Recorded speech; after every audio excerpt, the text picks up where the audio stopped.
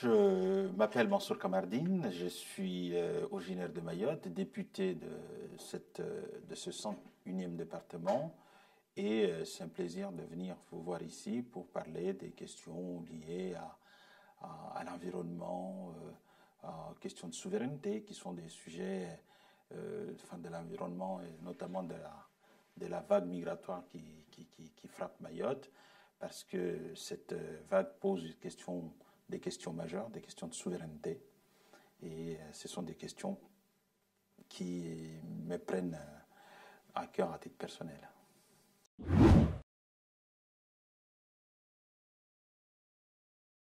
Imaginons un seul instant qu'on dise aux Françaises, aux Français, que les immigrés en France métropolitaine représentent quelque chose comme 40 millions sur une population de 65. Je crois que très vite, on aurait compris la difficulté. C'est exactement ce qui se passe à Mayotte. Mayotte est confrontée à une invasion migratoire barbare qui s'explique par plusieurs phénomènes. D'abord, des phénomènes, je dirais, de situations sociales préoccupantes que connaissent les îles voisines des Comores, mais aussi une volonté politique derrière de chercher à inverser le cours des choix politiques majeurs qui ont été faits voici 40 ans, à la fois par les Comoriens et par les Mahorais. Les Comoriens qui ont fait le choix de l'indépendance de la souveraineté internationale et les Mahorais qui ont fait le choix d'une intégration encore beaucoup plus forte dans la France.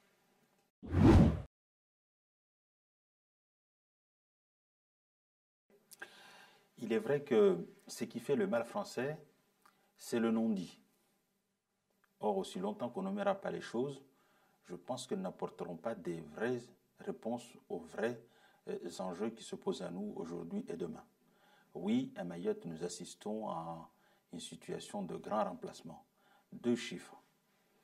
De 2012 ou 2013 à 2017, sont arrivés à Mayotte quelque chose comme une population à peu près de l'ordre de 50-60 000 personnes. Dans le même temps, les Mahorais ont fui, plus de 27 000 personnes, notamment chez les jeunes, ont quitté le territoire. Alors je ne sais pas ce que ça veut dire. Si ce n'est pas le grand remplacement, il faudra me trouver effectivement un terme. Mais moi, je n'ai pas dans mon vocabulaire, je n'ai pas d'autre terme que le grand remplacement. Les problèmes sont multiples. D'abord, en termes d'insécurité. L'insécurité à Mayotte, désormais, est une donnée qui n'est plus contestée par personne. Pendant très longtemps, là encore, parce qu'on est toujours dans le non-dit, les gens ne voulaient pas faire le lien entre forte immigration, forte pression migratoire et insécurité. Je crois aujourd'hui c'est établi, puisque nous avons plus de 80% des populations qui sont en prison sont des populations d'origine étrangère. Ils ne sont pas en prison parce qu'ils sont trouvés là en situation irrégulière, c'est parce qu'ils ont commis des actes graves, parfois des actes criminels. C'est aussi la pression dans les services publics. Aujourd'hui, les services publics, notamment à l'hôpital, ont été obligés d'inviter les Mahorais à aller se soigner dans la médecine de ville qui est quasi inexistant, pour laisser la place à ceux aux sans-papiers, ceux qui n'ont aucune raison d'être là, qui n'ont aucune protection pour pouvoir y avoir accès, car l'hôpital ne peut pas prendre tout le monde. On a un établissement qui a été conçu probablement pour 200 000 personnes. Aujourd'hui, on est, parce qu'à Mayotte, il faut aussi toujours distinguer la population réelle de la population légale. La population réelle, c'est plus de 400 000 habitants et la population légale est de l'ordre de à peu près 289 000 habitants, la moitié. Ensuite, donc, des pressions à l'hôpital, pression dans les autres services, à la préfecture, un peu partout, les services fiscaux, dans les écoles, de sorte que là aussi, ça pousse les Mahorais à partir parce que tous les efforts qui sont faits, ce sont des efforts, les efforts sont faits, malheureusement, la situation est telle qu'elle tire toujours Mayotte vers le bas. Donc, ça a des conséquences. Il n'y a aucun domaine où on peut parler de développement sans qu'on soit impacté par l'immigration clandestine.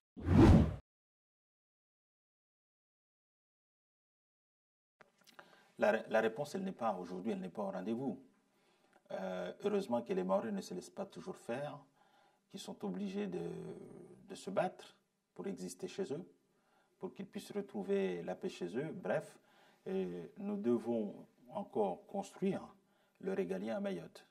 Encore une fois, quand on est menacé dans son existence, il faut aller voir les bâtiments là-bas tels qu'ils sont construits, les maisons. Nous vivons, j'ai toujours dit que Mayotte était une grande maison d'arrêt à ciel ouvert. C'est-à-dire toutes les maisons sont barricadées de grilles dans les volets pour empêcher les malfrats d'entrer. Ils réussissent quand même à entrer. Donc il y a un phénomène d'insécurité et donc qui provoque des inquiétudes, qui provoque des peurs sur le territoire.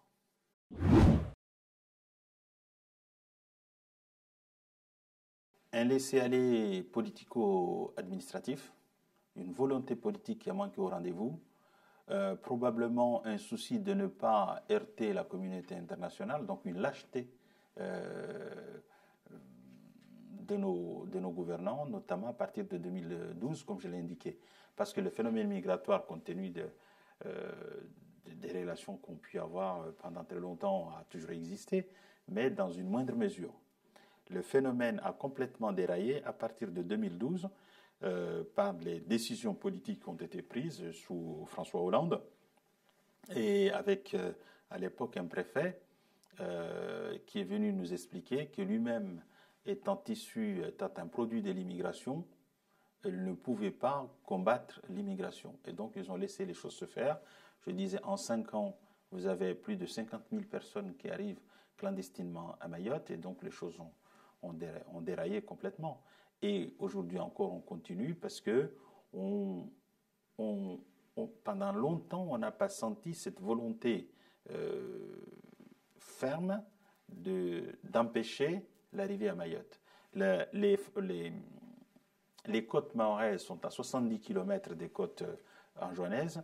Si on n'est pas capable, ici, d'empêcher l'arrivée sur quelques kilomètres de côte, je ne sais pas, 3-4 kilomètres de côte en face d'Anjouan, on n'est pas capable de maîtriser le contrôle de nos frontières ici, quid de demain, avec 1 milliard de population en provenance d'Afrique, qui chercherait à aller en Europe par le détroit de Gibraltar, qui est à une dizaine de kilomètres.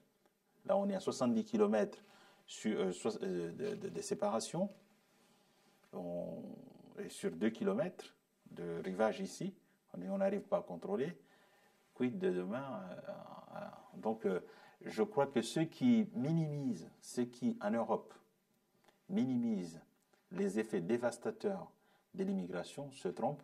Malheureusement, probablement demain, ils ne seront pas là quand les jeunes générations auront à souffrir de ces situations, parce que ça, à mon avis, c'est des situations qui peuvent aller très loin, y compris à porter atteinte à la culture et à la civilisation des pays européens. Parce que les gens qui viennent, on le voit d'ailleurs dans les difficultés que nous rencontrons en France, des gens qui viennent, qui cherchent à imposer leur propre culture, au lieu de s'adapter à la culture des pays d'accueil. C'est qu'on peut considérer comme étant, je dirais, un réflexe naturel.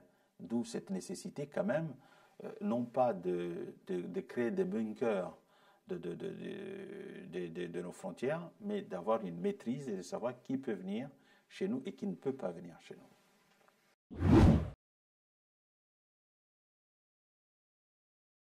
Mayotte a ses propres origines, sa propre culture. Quand vous discutez avec un Comorien, il vous dira, ce qui n'est pas totalement faux, qu'on est géographiquement ensemble, qu'on est de culture musulmane et autres, mais ce n'est pas ça qui fonde la nation. La nation, c'est d'abord, à l'origine, une démarche, je dirais, à la fois individuelle et collective, d'adhésion à un passé commun, à une culture commune, voilà. Et il se trouve que ils ont fait le choix de l'indépendance. D'abord, ce qu'il faut aussi retenir, c'est que lorsque, en 1841, la France est venue à Mayotte, elle est venue à Mayotte justement pour protéger Mayotte des invasions comoriennes. Donc déjà, on était totalement différents. Chacun avait sa culture, ainsi de suite. Et c'est en réalité ce que nous vivons là, c'est ce que nous vivions déjà en 1841. Et la France est venue, après 50 ans aux Comores, pour, comment dirais-je, assurer un protectorat aux Comores, alors que déjà à Mayotte, elle était chez elle. Et aujourd'hui, c'est la même situation de 1841 qui se produit. Donc les Comoriens qui arrivent à Mayotte de manière massive ont un impact sur la langue, sur la pratique religieuse, sur Mayotte aurait pu être, ou peut encore être aujourd'hui, un bel exemple de la pratique de la religion musulmane apaisée, en conformité avec les lois de la République, ainsi de suite. Et on importe des Comores une pratique qui n'est pas celle de Mayotte, une pratique qui est déjà impactée par cet islamisme radical, vindicatif, politique, qui cherche à imposer des préceptes et des pratiques et des comportements qui ne sont pas ni celles de Mayotte ni celles de la République. Et donc c'est un vrai danger de déstabilisation. Moi, je souhaite que les gens prennent conscience au moins d'une chose. C'est que quand on est à Mayotte, on est en France. Quand on est à Mayotte, on est en Europe. Ce qui se passe à Mayotte, ou ce qui se passerait à Mayotte, notamment en termes de dérive, pourrait impacter immédiatement la France métropolitaine et l'Europe. Puisqu'encore une fois, nous sommes déjà là. Mais comme nous connaissons peu notre géographie, notre histoire, en tant que Français, on a tendance à considérer que la France est uniquement l'espace franco-européen. La France ne serait pas la France, c'est-à-dire cette nation capable de parler au monde entier, de faire face, de pouvoir avoir la même puissance de voix que les États-Unis, que la Russie, que la Chine, sans ces satellites ultramarines. Et donc, si je pouvais, moi, être entendu, je demanderais notamment aux jeunes générations qui n'ont pas peut-être eu ces éléments-là, de se dire que nous avons intérêt à considérer la France pour ce qu'elle est dans sa grandeur, car quand on regarde bien, finalement, on voit qu'en Afrique, un peu partout, la Chine cherche à prendre la place de la France. Nous, on considère que nous devons rester recroquevillés sur le territoire européen, pendant que les autres occupent les places que nous libérons. C'est un peu ce qui se passe sur Mayotte. Les Mahorais sont obligés de fuir la misère et l'insécurité pour laisser la place aux clandestins.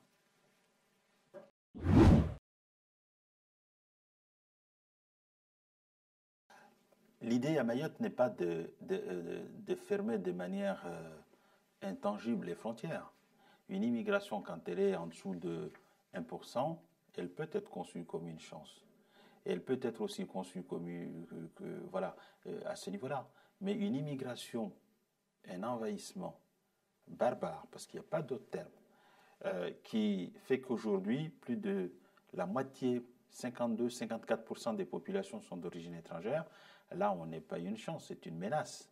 Une menace dans tous les aspects du terme.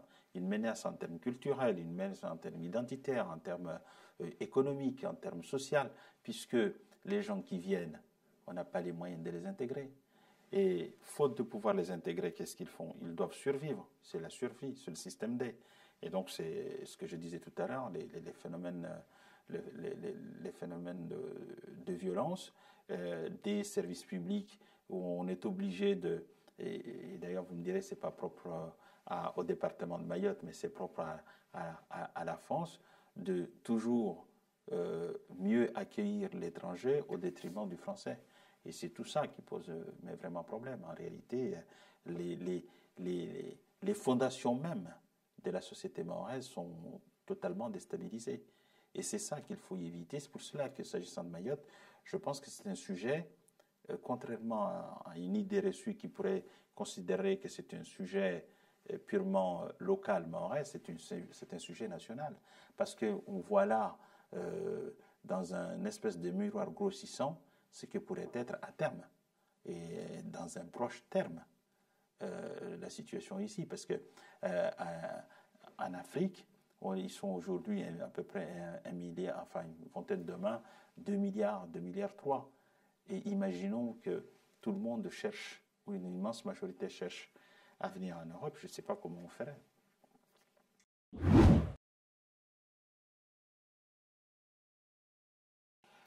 Les Mahorais cherchent à prendre leur destin, non pas dans le sens que vous exprimez, mais dans le sens de faire la police à la place de l'État. Nous l'avons vu encore il y a 24 heures, 48 heures. Des migrants sont arrivés sur les côtes mahoraises. La gendarmerie est venue les chercher. Les Mahorais se sont opposés en demandant qu'ils repartent par la mer et qu'ils rentrent là où ils sont arrivés.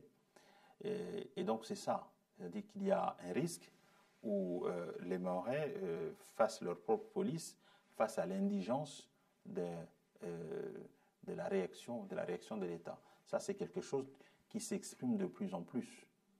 Les Mahorais cherchent à montrer qu'ils sont capables, eux, de faire la police, bien sûr, tout en restant très attachés à la France et à la République.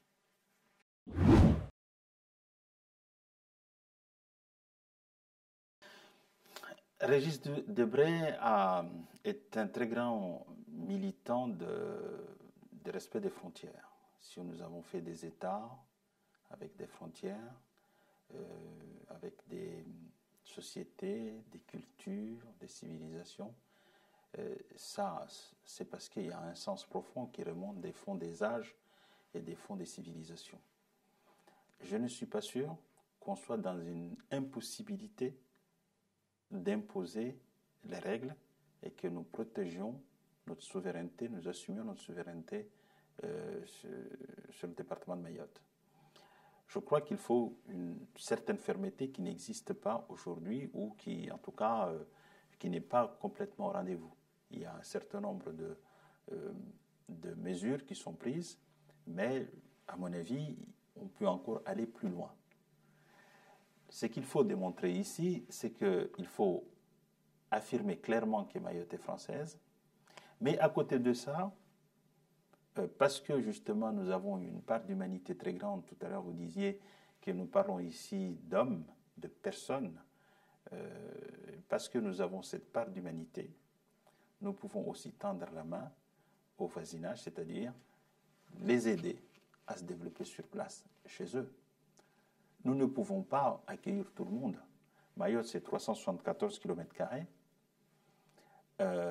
Et donc, sur 374 km², nous ne pouvons pas accueillir toute la misère de la région. Donc, ce que nous proposons, et d'ailleurs ce que l'État propose, c'est de venir en aide, mais chez eux, aux populations et aux États environnants. Seulement, pour coopérer, encore faut-il qu'on soit deux. On ne coopère pas avec soi-même. Et la difficulté que nous avons notamment avec les pays de cette sous-région, et singulièrement les Comores, c'est qu'on a l'impression qu'ils sont animés d'un cynisme sans fond.